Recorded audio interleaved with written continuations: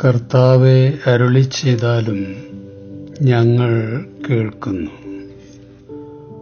വാത്സല്യ മക്കളെ, പ്രാർത്ഥിക്കുമ്പോൾ അച്ചടക്കമില്ലാത്ത നിങ്ങളുടെ മനസ്സ് അലഞ്ഞു നടക്കുന്നതിൽ ഒരിക്കലും വിഷമിക്കരുത്.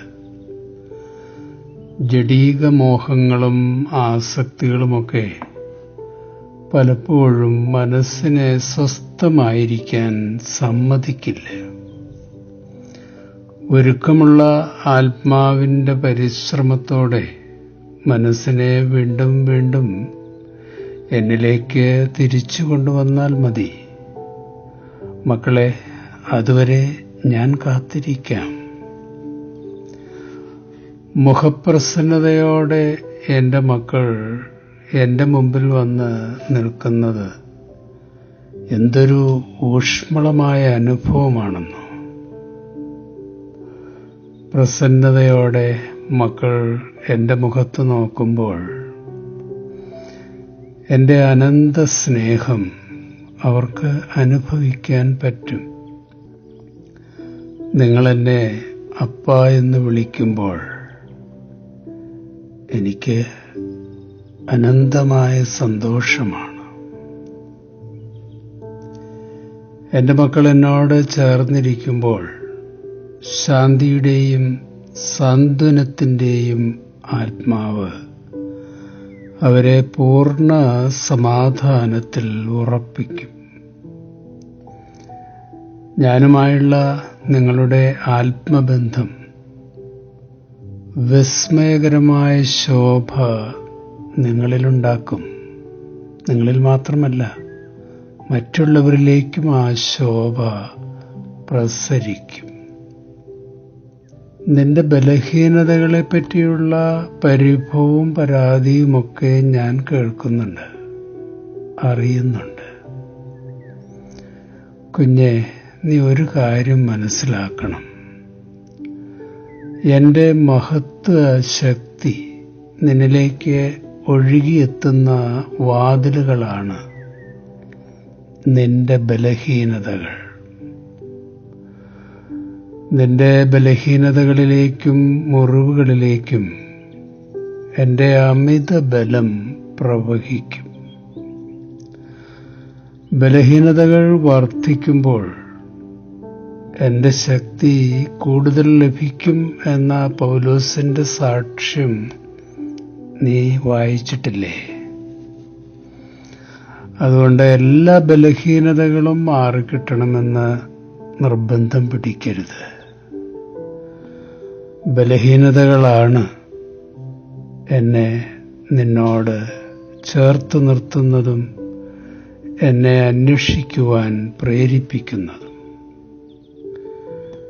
എൻ്റെ അമിത ബലം നിന്നിലേക്ക് സമർത്ഥമായി ഒഴുകുന്ന ജീവിത പ്രതിസന്ധികൾക്ക് വേണ്ടി കുഞ്ഞെ നീ നന്ദി പറയണം.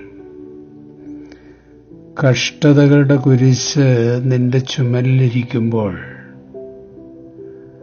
ആരാണ് പിന്നറ്റം താങ്ങുന്നത്? അത് ഞാനാണ്, എൻ്റെ കരങ്ങളാണ്. അല്ലെങ്കിൽ ഇത്രയിടം വരെ നീ എത്തില്ലായിരുന്നു. നീ തളരുമ്പോൾ അമിത ബലവും ശക്തിയും കൊണ്ട് ഞാൻ നിന്റെ ഹൃദയം നിറച്ചുകൊണ്ടിരിക്കും. അതുകൊണ്ട് നിന്റെ ബലഹീനതകളെയും ജീവിത പ്രതിസന്ധികളെയും ഒക്കെ ഓർത്ത് നിരാശപ്പെടരുത് കേട്ടോ. തളർന്നു പോകരുത്. ഞാൻ പറയുന്നത് നിനക്ക് മനസ്സിലാകുന്നുണ്ടോ? ആവർത്തന പുസ്തകം 31-ാം അധ്യായം 6-ാം വാക്യം.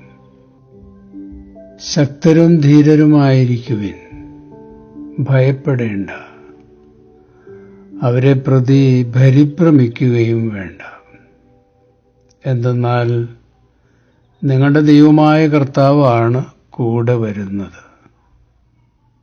അവിടുന്ന് നിങ്ങളെ നിരാശപ്പെടുത്തുകയോ ഉപേക്ഷിക്കുകയോ ഇല്ല. 2 കൊരിന്ത്യർ 4-ാം അധ്യായം 6-ാം വാക്യം. അന്ധകാരത്തിൽ നിന്ന് പ്രകാശമുണ്ടാകട്ടെ എന്ന് അരുളിച്ചെയ്ത ദൈവം തന്നെയാണ് ക്രിസ്തുവിന്റെ മുഖത്ത് വെളിവാക്കപ്പെട്ട ദൈവ തേജസ്സിനെ പറ്റിയുള്ള അറിവിന്റെ പ്രകാശം ഞങ്ങൾക്ക് തരേണ്ടതിന് ഞങ്ങളുടെ ഹൃദയങ്ങളെ പ്രകാശിപ്പിച്ചിരിക്കുന്നത്. 2 കൊരിന്ത്യർ 12:9 അവിടുന്ന് എന്നോട് അരുളിച്ചെയ്തു, നിനക്ക് എൻ്റെ കൃപ മതി. എന്തെന്നാൽ ബലഹീനതയിലാണ് എൻ്റെ ശക്തി പൂർണ്ണമായി പ്രകടമാകുന്നത്. ക്രിസ്തുവിൻ്റെ ശക്തി എൻ്റെ മേൽ ആവസിക്കേണ്ടതിന് ഞാൻ പൂർവാധികം സന്തോഷത്തോടെ എൻ്റെ ബലഹീനതയെക്കുറിച്ച് പ്രശംസിക്കും. ഈ തിരുവചനങ്ങളാൽ ഇന്നേ ദിവസം ദൈവം നമ്മെ അനുഗ്രഹിക്കട്ടെ. ശുഭാശംസകളോടെ എ പി ജോർജച്ചൻ.